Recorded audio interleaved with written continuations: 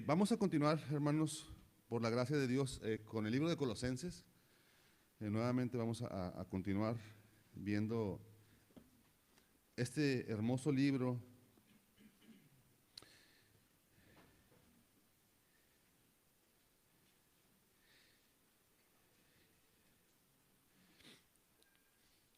Vamos a continuar en Colosenses 3:12.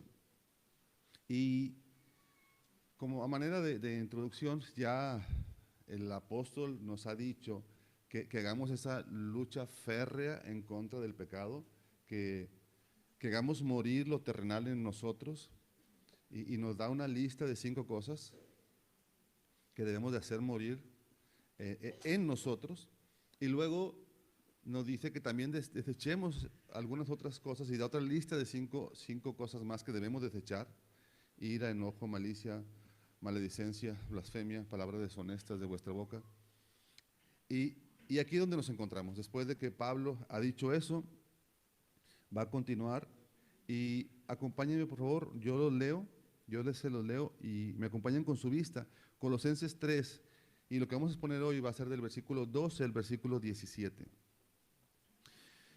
Dice la palabra de Dios así: vestíos pues como escogidos de Dios, santos y amados, de entrañable misericordia, de benignidad, de humildad, de mansedumbre y de paciencia, soportándoos los unos a los otros, perdonándoos unos a otros, si alguno tuviere queja contra otro, de la manera que Cristo os perdonó, así también hacedlo vosotros. Y sobre todas estas cosas vestidos de amor, que es el vínculo perfecto. Y la paz de Dios gobierna en vuestros corazones, a la que asimismo fuisteis llamados en un solo cuerpo, y sed agradecidos. La palabra de Cristo mora en abundancia en vosotros, enseñándoos y exhortándoos unos a otros, en toda sabiduría, cantando con gracia en vuestros corazones al Señor, con salmos e himnos y cánticos espirituales. Y todo lo que hacéis, sea de palabra o de hecho, hacedlo todo en el nombre del Señor Jesús, dando gracias a Dios Padre por medio de Él. Vamos a orar, hermanos. Padre, gracias, Señor, por tu palabra que nos es dada a nosotros para nuestro bien, Señor, para nuestro beneficio. Te agradecemos por ello, Señor, y queremos continuar alabándote el día de hoy, Señor, y tener ese deseo, Señor, ferviente por conocer más de ti, Señor, por aquello que tú nos has querido revelar, que es necesario para nosotros, que es para nuestro bien. Y te pido de tu gracia, Señor, para poder exponer este pasaje con fidelidad. En el nombre de Jesús, amén.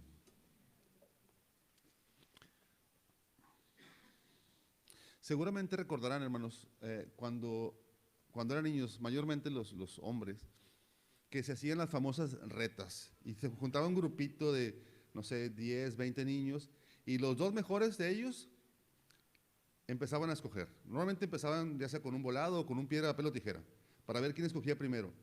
¿Y qué es lo que se solía hacer? Solía escoger primero al que tenía más habilidades, al crack, al mejor de los jugadores. Y así sucesivamente hasta el menos mejor. Entonces, si eras de los primeros que te escogían, es que eras bueno y te sentías ah, pues orgulloso o bien por eso, ¿no? Era una sensación indescriptible. Y lo digo indescriptible porque a mí nunca fue de los primeros, entonces no sé qué se sentía, pero seguramente sentían algo bueno los que escogían primero. Pero, hermanos, nosotros hemos experimentado una sensación mucho mayor que esa. Mira lo que dice nuestro pasaje, y miremos nuestras Biblias en Colosenses 3, versículo 12. Vestíos pues como escogidos de Dios. Lo primero que nos dice Pablo aquí es que nos vistamos como escogidos. Y esto es un gran privilegio. Y tal vez no te habías dado cuenta, pero si tú has puesto tus pecados en la cruz y la justicia de Cristo ha sido puesta a tu cuenta, si has puesto tu fe solamente en Jesucristo, ahora eres una nueva criatura y parte de la familia celestial. Y eso, nada de eso hubiera sido posible si Dios no te hubiera elegido a ti primero. Nosotros somos más que privilegiados. Y mi primer punto abarca del versículo 12 al 14 y es la vestimenta de los santos. Vestidos pues como escogidos de Dios, santos y amados de entrañable misericordia. Miren sus Biblias, y a primera instancia pareciera ser que Pablo nos estuviera diciendo cómo nos vistiéramos, es decir, que nos vistiéramos como escogidos de Dios, santos y amados, y siguiera esta lista diciendo de entrañable misericordia, de benignidad. Pero quisiera ver otras versiones, leer otras versiones para que nos dé una idea más clara de lo que realmente Pablo nos quiere decir aquí. ¿Alguien aquí trae la versión de la Biblia de las Américas? ¿Alguien de aquí? ¿No? Hermano, ¿puede decir fuerte lo que dice hasta la palabra revestido? Solamente la primera frase. Colosenses 3:12.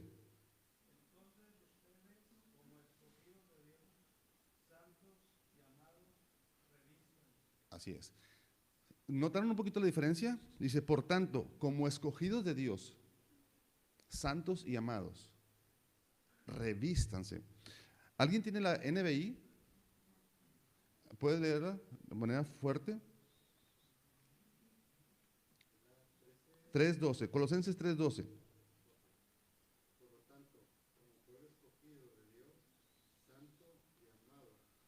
Revístanse. Así es.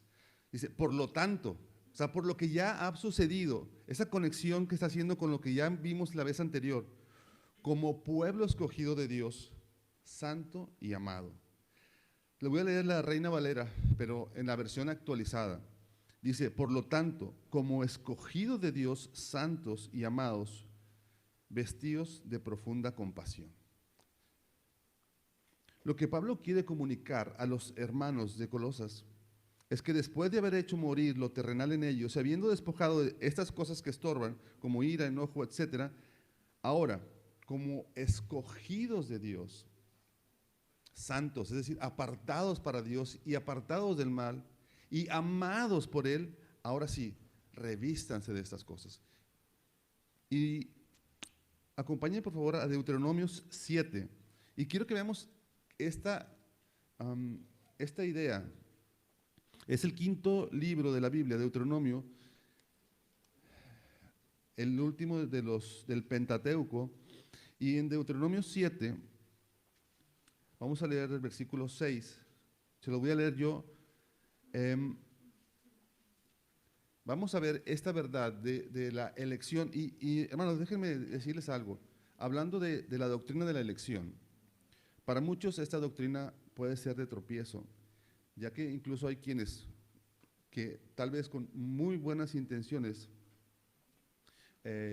usan mucho esta frase: ¿quieres aceptar a Cristo en tu corazón? Y esto lo que hace es ponerte a ti la decisión.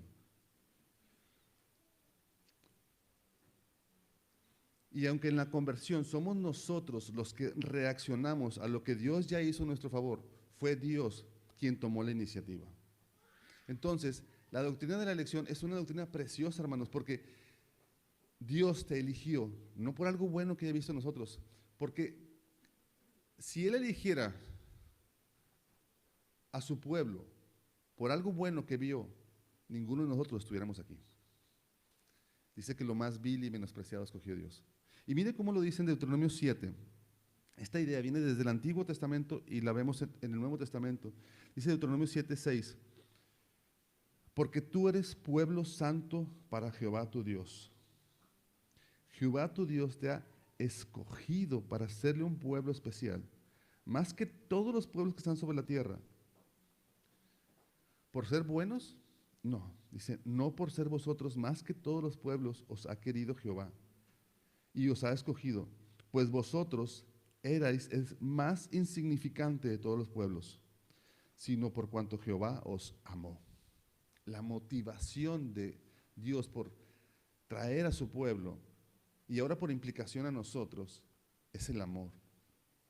Pero cuando Dios hace esto, no nos deja así y nos deja nuestra deriva. Mira lo que dice en el versículo 11 y lo que manda. Dice, guarda por tanto los mandamientos, estatutos y decretos que yo te mando hoy que cumplas. Regresemos a Colosenses 3. Y ese, por tanto, como escogidos de Dios, lo que nos dice es que ya que habéis hecho una pelea a muerte contra lo terrenal en el versículo 5, perdón, y habiendo desechado todas estas cosas pecaminosas de nuestra vida, que dice en Colosenses 8, ira, enojo, malicia. Ahora, lo natural sería vestirnos. ¿Cuál sería la vestimenta de los santos? Cuando Pablo aquí habla de los santos, se está refiriendo a nosotros, los creyentes, evidentemente, y a nosotros como elegidos, apartados para Dios y amados por Él.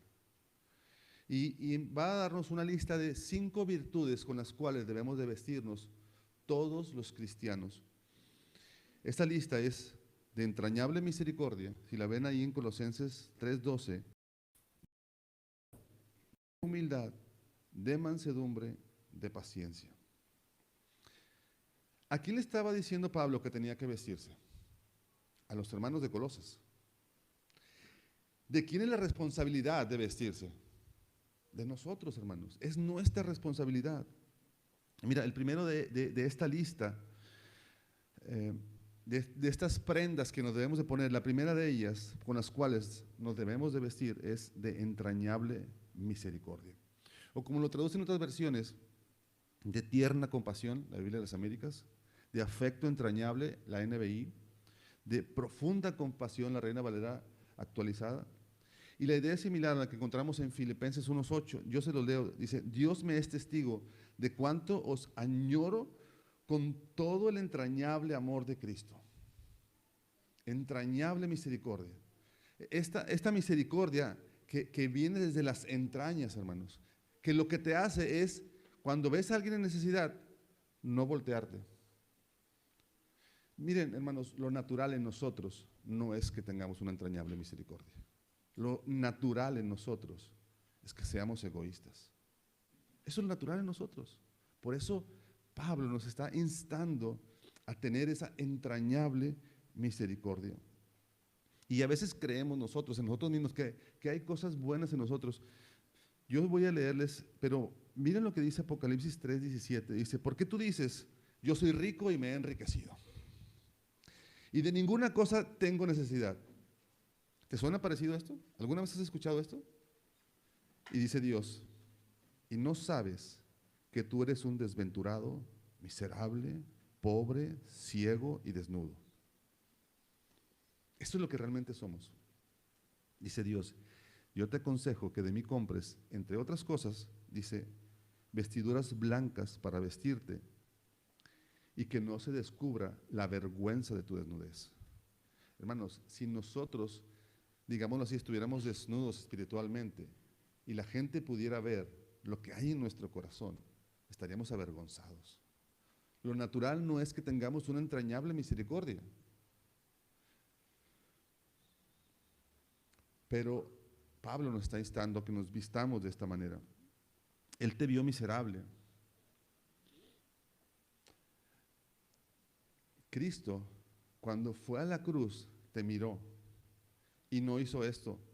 Vio nuestra miseria y se hizo a un lado y miró hacia otro lado para no ver nuestra miseria. Él te miró a los ojos y por amor subió a la cruz. Ese es nuestro Dios. Ese es nuestro Cristo, que hizo por amor, que vio nuestra miseria y no nos abandonó en nuestra miseria. La segunda prenda de la lista de cómo deben vestirse los santos es de benignidad. La benignidad de la cual debemos vestirnos es lo opuesto de la malicia que debemos desechar, lo cual nos habló en el versículo 8. La benignidad, o como lo traducen en otras versiones, la bondad, es la compasión en acción. Los buenos sentimientos conducen a la formación de un carácter bondadoso, amable y cariñoso.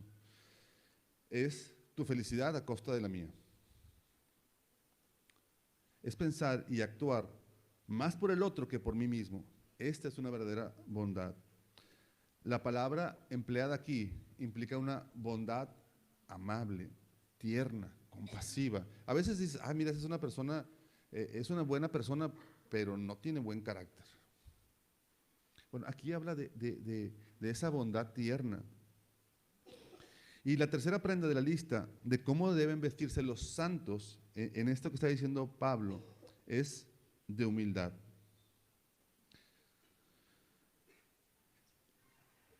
La verdadera humildad, hermanos,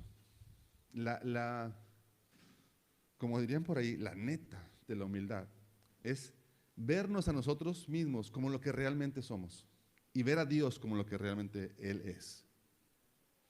Vernos como nosotros somos. ¿Qué decía el Apocalipsis? Somos unos miserables. Y ver el gran Dios que tenemos.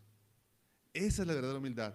Darnos cuenta de la distancia tan enorme que hay entre nuestro Dios y nosotros. Y aún así Él nos amó. ¡Wow! Mirad cuán amor nos ha dado el Padre en que siendo aún pecadores, ¿qué dice? Cristo murió por nosotros. Él fue a la cruz no porque encontrar algo bueno en nosotros, sino precisamente porque necesitábamos de Él, por nuestro.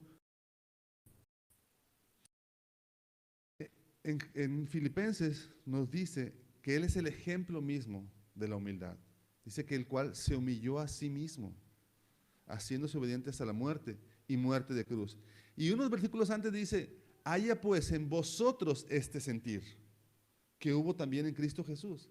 Nuestro sentir con respecto a la humildad debe ser el mismo de nuestro Señor Jesucristo, que no estimó el ser igual a Dios como cosa que aferrarse, sino que se despojó. Ese debe ser nuestra verdadera actitud con respecto a la humildad. Y si Jesús, hermanos, siendo Dios, teniendo, ¿cómo podemos nosotros, rebeldes, perdonados por pura gracia, sostener actitudes prepotentes, de soberbia, carnal? ¿Cómo, hermanos? Si entendemos que la verdadera oración de fe, ¿cuál es esta verdadera oración de fe? Sé propicio a mí, el pecador. Esta es la verdadera oración de fe cuando tú dices a Dios, ten piedad de mí. Si así comienza nuestra conversión, ¿qué hay de soberbia en nosotros? ¿Por qué no tener esa humildad genuina? Y tomemos como ejemplo a nuestro Señor Jesucristo. Hermano, ¿tú te ofendes fácilmente? ¿Eres de los que viven ofendidos porque no me saludó? O me hizo mala cara. Déjame decirte que eres orgulloso. Eso es orgullo. Porque no te das cuenta. Si Jesús, para ir a la cruz, dijera, mira, este me hizo mala cara, no hubiera subido. Nosotros éramos enemigos de Dios. Y aún así, Él fue a morir en nuestro lugar. La cuarta prenda de la lista de cómo deben vestirse los santos es de mansedumbre. Y esta probablemente sea de la lista la más mal entendida. La mansedumbre no es lo mismo y no se debe confundir con debilidad. Pero la mansedumbre auténtica no es cobardía ni debilidad. Es más bien poder bajo control. Es como un caballo bronco que lo doman y lo hacen manso. Él tiene el poder, pero ahora es un caballo bronco que ha sido manso, que es manso. Y le voy a leer lo que dice Proverbios 16:32. Dice, mejor es el que tarda en airarse que el fuerte. Y el que se enseñorea de su espíritu que el que toma una ciudad. ¿Ven la diferencia de cómo lo ve Dios? Dice que eres más fuerte si te puedes enseñar realmente de ti mismo que si vences una ciudad entera. Ahora, del lado opuesto, lo que dice es en Proverbios 25:28, como ciudad derribada y sin muro es el hombre cuyo espíritu no tiene rienda. Si da rienda suelta es como una ciudad derribada. De Moisés se dice que en su tiempo era el hombre más manso sobre la tierra. Y lo vemos temeroso, lo vemos débil. ¿Tú irías a enfrentarte y decirle sus verdades al palacio, al presidente? Moisés fue y confrontó a Faraón en su casa. No le mandó un correo, un WhatsApp. No había en ese entonces. Él fue y lo enfrentó. Y era el hombre más manso. ¿Qué decir de nuestro Señor Jesucristo? Que dijo de sí mismo: aprended de mí, que soy manso y humilde. Aprendamos de nuestro corazón. ¿Cómo ven cada una de estas vestimentas? Dios nos da ese ejemplo. La última de esta lista de prendas de cómo deben vestirse los santos que da aquí Pablo es de paciencia. Y la paciencia no es como una carrera de 100 metros, es más bien como un maratón. Es algo largo, es un trabajo arduo.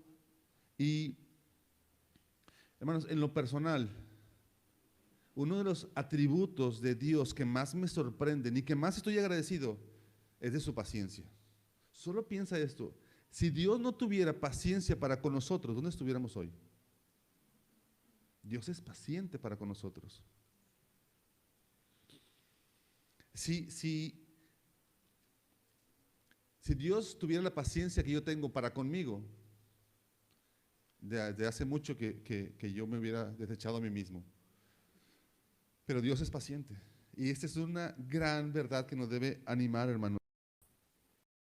En nuestra comunión fraternal, si todos nos caracterizáramos por la compasión, la bondad, la humildad, la mansedumbre y la paciencia, y así debiera ser.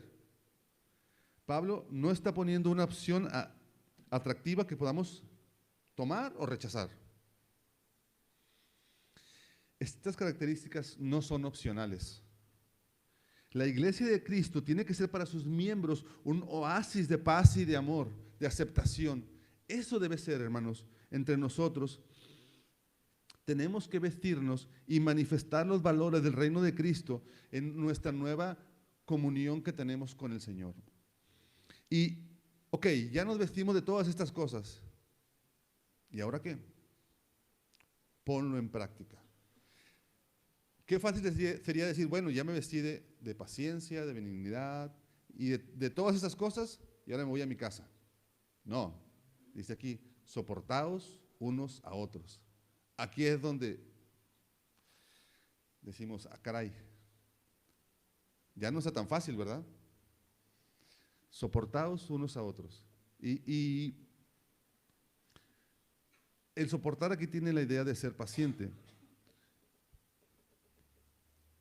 Pero de todos los demás vestimentas que vimos, tenemos que vestirnos, hermanos, para realmente poder soportarnos unos a otros. Habemos algunos que no somos tan fáciles de soportar.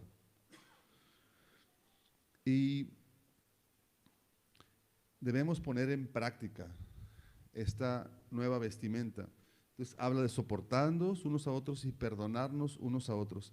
Y permíteme decirte algo, hermano, acerca del perdón. Y es que a veces nosotros pensamos que cuando estamos perdonando a alguien, lo estamos liberando a él de la culpa. Pero realmente, cuando perdonamos, lo que hacemos es nos quitamos una carga de nosotros mismos.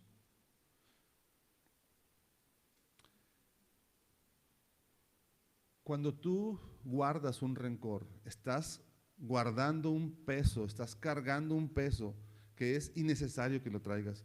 Mira cómo continúa diciendo, dice: si alguno tuviera queja contra otro, dice este mismo el pasaje en el versículo 13. Esto nos enseña que no solo debemos tener la disponibilidad, sino también la iniciativa de perdonar, aun cuando pensemos que el otro no merezca nuestro perdón. Y nuevamente tenemos que ir a la cruz, hermanos. ¿Nosotros merecíamos el perdón de Dios? No. ¿Y cómo hacemos esto? Seguimos el ejemplo de Cristo. Este versículo termina diciendo: de la manera que Él nos perdonó, así perdonemos. ¿Cómo perdonó Cristo? Por pura gracia. A miserables como tú y como yo. Así perdonó Dios.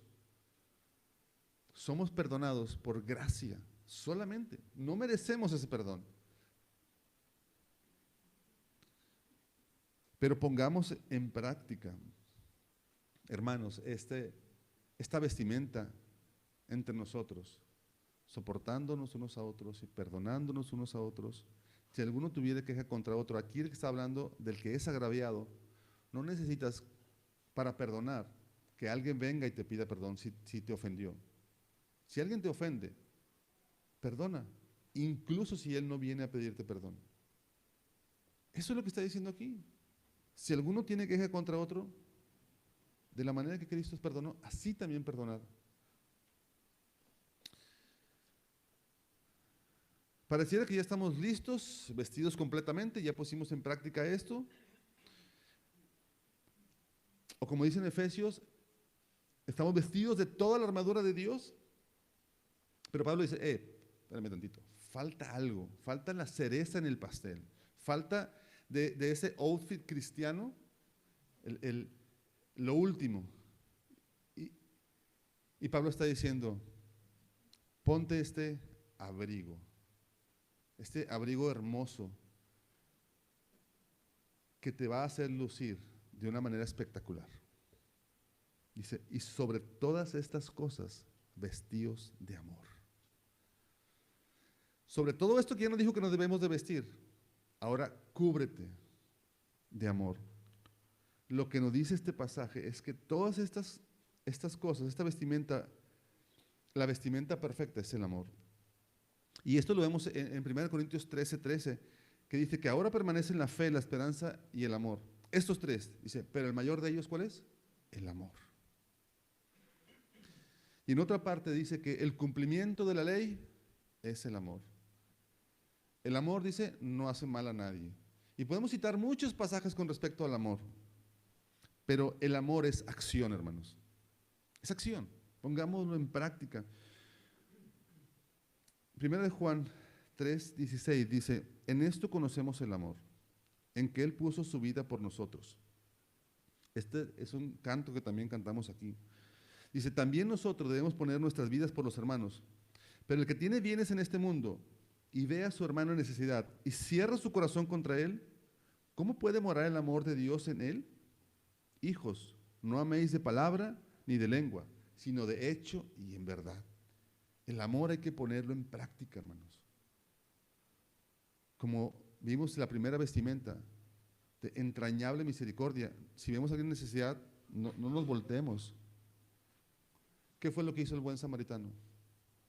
Él hizo eso y puso en práctica esto. Preguntémonos pues si amamos realmente a nuestros hermanos. ¿Nos sentimos fuertemente atados a ellos por un vínculo inquebrantable de amor profundo y genuino? Recordemos las palabras de nuestro Señor. Este es mi mandamiento, que os améis los unos a los otros. Quien no ama a su hermano está desobedeciendo a Dios. Pero la cosa es aún más grave. Pues quien no ama ni siquiera conoce a Dios. Dice en 1 Juan 4, 8 y 20, dice, el que no ama no conoce a Dios, porque Dios es amor. Si Dios es amor y tú no amas, no lo conoces. Y si alguno dice, yo amo a Dios y aborrece a su hermano, es un mentiroso, porque el que no ama a su hermano a quien ha visto, no puede amar a Dios a quien no ha visto. Si queremos cultivar la verdadera unidad y tener este vínculo perfecto, debe ser sobre la base del amor. El vínculo perfecto, el vínculo es la unidad perfecta, es el amor. Si queremos tener verdaderamente unidad entre hermanos, entre la iglesia, entre la comunidad, el vínculo, lo que nos une de manera perfecta es el amor. Si no hay amor, no puede haber ese vínculo perfecto. Ahora, déjame darte un poquito de cultura náutica. El puente de mando es el lugar del barco donde se gobierna la nave, donde se encuentra el timón y el timonel, que es la persona encargada de gobernar la dirección de una embarcación. El timonel es el que toma el timón y es el que realmente está encargado de llevar la dirección del barco. Podríamos pensar, cualquiera de nosotros, que es el capitán, pero no es el capitán. Una embarcación grande, el timonel es el que lleva el control, la dirección del barco. Dicho esto, ¿cómo te sentirías si entras al puente de mando de un barco del tamaño del Titanic, habiendo visto la película del Titanic y lo que pasó después, y te encuentras ahí a un niño de 3 años tomado del timón, y luego empieza a prender un foco y apagarse un foco rojo por ahí, y empiezas a sentir que el barco hace movimientos extraños, y luego suenan unas alarmas, y el niño está ahí dando vueltas al timón, y entras en pánico, y escuchas unos pasos correr rápidamente por los pasillos de madera de este gran barco, y entra el capitán con el timonel y toman el control del barco. Se apagan las alarmas, se apagan las luces. Mira lo que dice el versículo 15. Y la paz de Dios gobierne en nuestros corazones, a la que asimismo fuisteis llamados en un solo cuerpo, y sed agradecidos. Hermanos, dejemos que la paz de Dios sea quien gobierne nuestros corazones. Es como realmente podemos sentir esa paz. Nosotros somos, cuando queremos gobernarnos a nosotros mismos, como esos niñitos de 3 años que están tomando el control de ese barco. Eso somos nosotros. Dejemos que venga el Dios a tomar el control de nuestras vidas, a reinar en nuestras vidas. La segunda cosa que nos dice Pablo después de decirnos que debemos de vestirnos en base a lo que ahora somos, elegidos, santos y amados de Dios, es que nos dejemos gobernar por la paz de Dios. O como dicen casi todas las versiones, la paz de Cristo.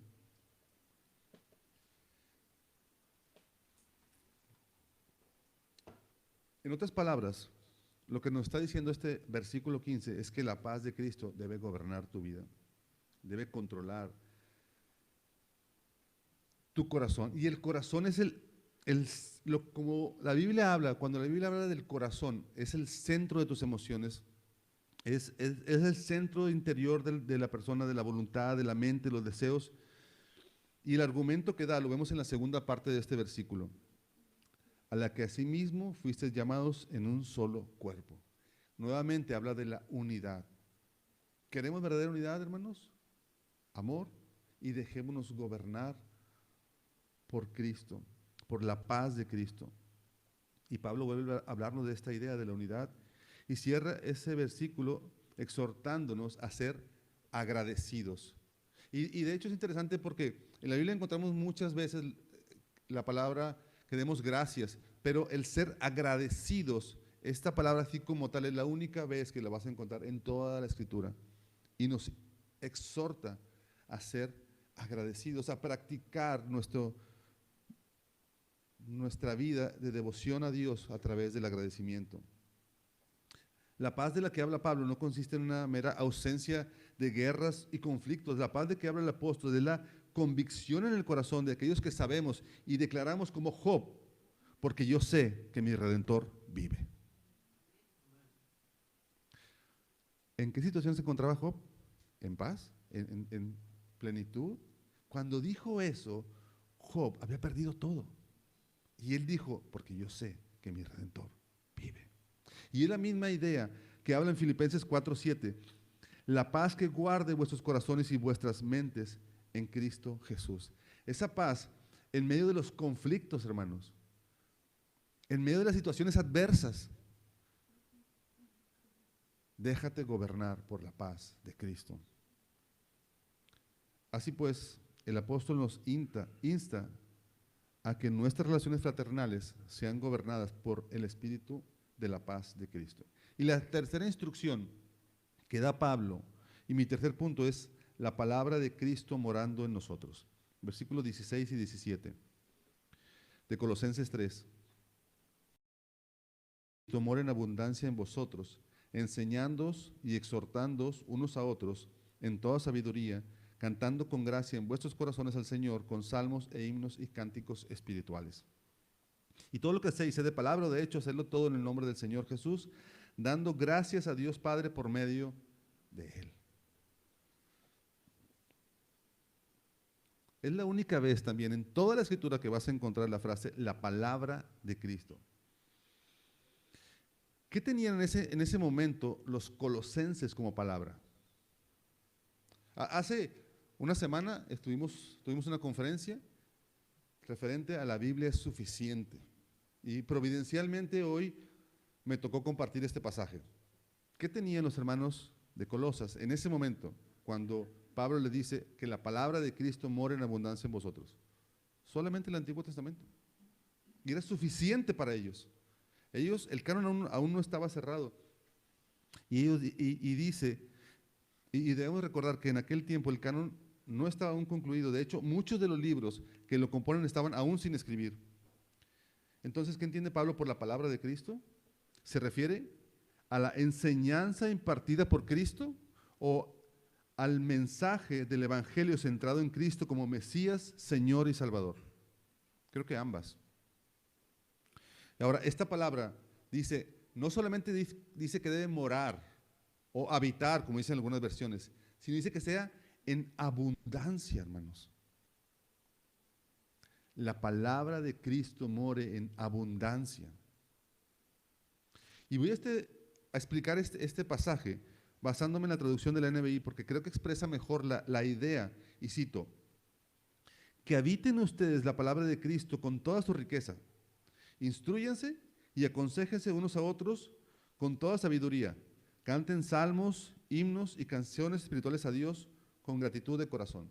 Si tú lo viste en tu Biblia, ves que hay un poco de diferencia, aunque es la misma idea, pero es un poco más claro.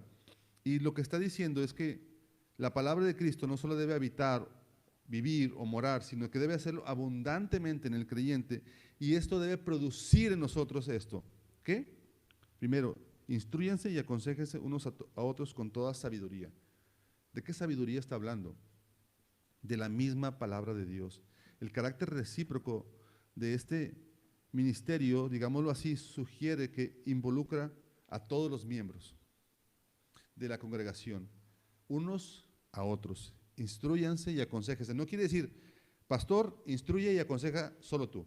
Aquí está hablando de que al tener la palabra de Cristo morando abundantemente en nosotros, eso nos va a ser de gran utilidad, hermanos, suficiente para poder realmente instruirnos y aconsejarnos. ¿Qué mejor consejo de decir, escrito está? Dios te dice esto. ¿Y cómo podemos hacer eso? Si la palabra de Cristo mora en abundancia en nosotros. Esto es lo que tenemos que hacer, esto es lo lógico.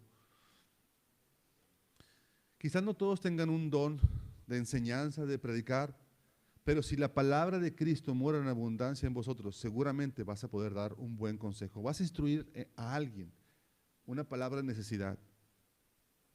La segunda cosa que dice aquí, que va a producir el hecho de que la palabra de Cristo esté morando abundantemente en nosotros, es que canten salmos, himnos y canciones espirituales a Dios. El apóstol Pablo divide en tres categorías las canciones empleadas por las congregaciones en aquel tiempo: salmos, himnos y cánticos espirituales. La repetición de estos mismos términos en Efesios, que es el pasaje paralelo y que son las únicas dos partes donde vienen, parece indicar que se tratan de tres categorías aceptadas como normales en la iglesia primitiva. Sin embargo, a estas alturas, en este tiempo, es difícil, hermanos, establecer cuáles son esas diferencias exactas entre esas tres categorías, la cual ha dado lugar a muchos debates entre comentaristas. Y para los músicos de esta iglesia y tal vez para algunos hermanos que estaban esperando que cuando llegara este pasaje iban a saber con claridad cuál es la diferencia de los salmos, de los himnos y los cánticos espirituales, déjenme decirles que no sé. Pero algo que les puedo decir es que la diferencia entre estos tres, que encontramos aquí, que hay evidencias que aportan el Nuevo Testamento, pero no son suficientes, no son concluyentes, por lo cual hacemos bien en tratar estas categorías no como una caja cuadrada y decir, tenemos tres cajas y vamos a ver dónde cabe esta. Pero parece ser que Salmos se refiere principalmente, pero no exclusivamente, a los textos cantados en el Salterio del Antiguo Testamento. Los himnos son principalmente, pero igual no exclusivamente, expresiones de alabanza dirigidas a Dios Padre y al Señor Jesucristo. Y las canciones espirituales parece que como que proceden de un cajón diferente donde no caben estas dos. Pero lo que debemos de darnos cuenta, hermanos, es que estos cánticos deben ser a Dios. Cantemos a Dios con himnos, con salmos y con canciones espirituales, con gratitud de corazón. No se trata de cantar por cantar, como decía ahorita nuestro hermano Paco, de venir y a lo mejor tener buena voz solamente, sino hacerlo a Dios y con gratitud de corazón. Eso es lo importante. No tanto dónde encaja este canto, en qué categoría, sino que sea a Dios y que sea con gratitud de corazón. Y Pablo cierra esta porción y antes de dar instrucciones específicas, dice que todo lo que hagamos, hermanos, vean el versículo final, y todo lo que hagamos, ya sea de palabra o de obra, hacerlo todo en el nombre del Señor Jesús, dando gracias a Dios Padre. Así que, hermanos, ya que tenemos el privilegio, el honor de haber sido escogidos por Dios mismo, hermanos. No te escogió el mejor del equipo, te escogió Dios. Desde antes de la fundación del mundo, no porque vea algo bueno en ti, siendo apartado para Él y amado por Él. Vistámonos, hermanos, de tierna compasión, de bondad, de humildad, de mansedumbre, de paciencia.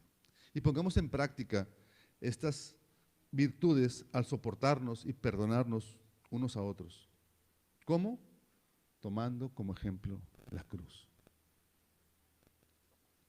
Si queremos tener perfecta unidad, ese vínculo de hermandad genuina entre los hermanos, debemos de revestirnos del verdadero amor, no del amor terrenal, del amor que nos dice Hollywood o las novelas, sino del verdadero amor bíblico.